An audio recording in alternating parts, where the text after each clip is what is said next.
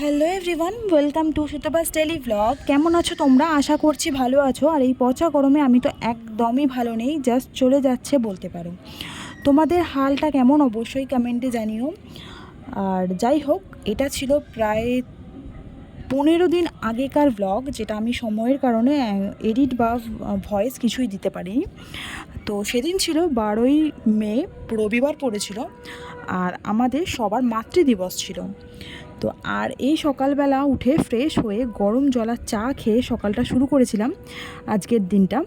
আর ব্রেকফাস্টে ছিল রুটি, মিক্স ডাল, দই আর স্যালাড। তারপর করে নিচ্ছিলাম মায়ের জন্য একটু ছোট্ট আয়োজন, আফটার অল মাদার্স ডে বলে কথা। আর যেহেতু বাড়িতেই ছিলাম, আর আমি যে এগুলো করছিলাম মাকে কিন্তু না বলেই করছিলাম। তো যখন জানতে পারলো মা যে আমি সব ভাজাভুজি করছি, কারণ ভাজাভুজি তো আমাদের খুব একটা খাওয়া হয় না এই গরমে, আর খুব একটা আমিও খেতে পছন্দ করি না, বা বাবারও খাওয়া চলে না তেলের যে কোনো আইটেম। আবার তার সঙ্গে আজকে ছিল চিকেন, তো সেরকম পাতলা ঝোল খেতে বলেছে বাবাকে। বাবার শরীরটা খুবই খারাপ, তো সেই সব জিনিসগুলো তো আজকে হবে না। তো ভাজাভুজি ছিল, তো মা ভীষণ রেগে গিয়েছিলো এইসব জিনিস দেখে। তো তারপর বুঝিয়ে সুঝিয়ে মাকে বললাম যে আজকে একটুখানি কিছু করতে পারলাম তোমার জন্য, তো একটু মানে অ্যাডজাস্ট করে নাও, তোমার জন্য আমি কিছু করছি নিজের হাতে। তো সেই সব বলে একটু বুঝিয়ে রান্নাটা কমপ্লিট করলাম আজকের।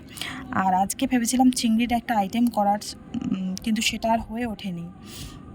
তো আজকে ছিল আমাদের মাকে নিয়ে একটু বেরোনোর ছিল, তো তাই একটু করে নিচ্ছিলাম তাড়াতাড়ি রান্নাগুলো। যেরকম এখানে আজকে 3 রকম ভাজা করেছিলাম: করলা ভাজা, বেগুন ভাজা, পটল ভাজা। আর যে শাকটা করেছিলাম, মানে এটা আমি করছিলাম না, এটা মা করছিল, কারণ শাক ফাক এইসব জিনিসগুলো আমি খুব একটা পারি না।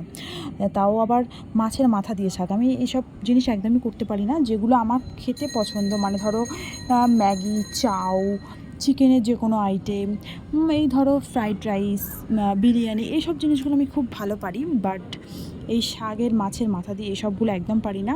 তারপর আমি মোটামুটি চিকেন কমপ্লিট করে সব ভাত টাত খেয়ে আমি আর মা বেরিয়ে পড়েছিলাম একটুখানি ময়দানের উদ্দেশ্যে। কারণ দেখলেই বুঝতে পারবে আমার মায়ের মানে হাঁটতে একটু প্রবলেম, মানে আমার মায়ের হাঁটুর হাড় ক্ষয়ে গিয়েছিল।